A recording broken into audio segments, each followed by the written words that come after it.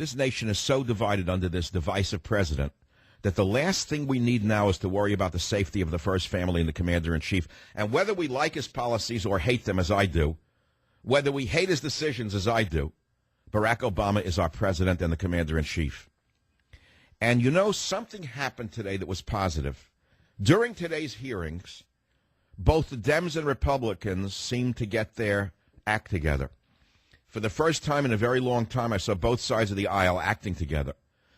Elijah Cummings was staring at Darrell Issa, and I thought that he was going to refute everything that Darrell Issa said. But instead of shouting each other down, they actually echoed each other's opinions and statements. It's very chilling to see what it takes to bring this country together. The security of the first family is not to be taken lightly, no matter who occupies this office. This is not the time for partisan bickering.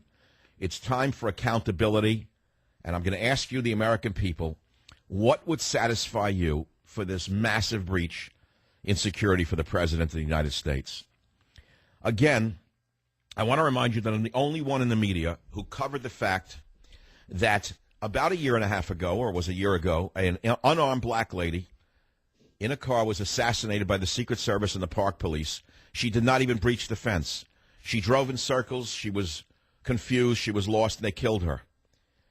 And yet this man jumped the fence, evaded all of the security apparatus that was allegedly there, and got into the White House. He didn't get shot, and no one's been fired.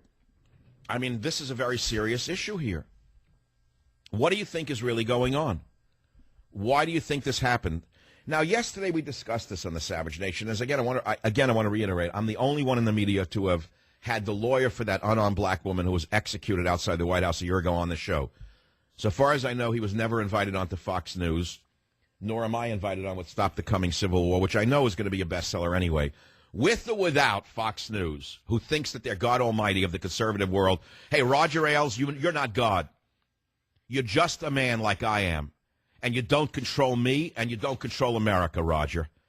And I don't need you, and you don't need me. But let me tell you something, Roger. It's a shame on you that you would not have the leading figure in the conservative movement for the last 20 years. You blackballed me from your network, Roger. Shame on you, Roger. And shame on all of your stooges and your puppets. My audience will tell you that they deserve better from Fox News.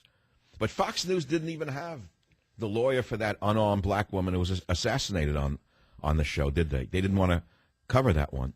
Fox News goes light on illegal immigration, don't they? Fox News is backing Hillary Clinton, aren't they? Yeah, it's a shame, isn't it?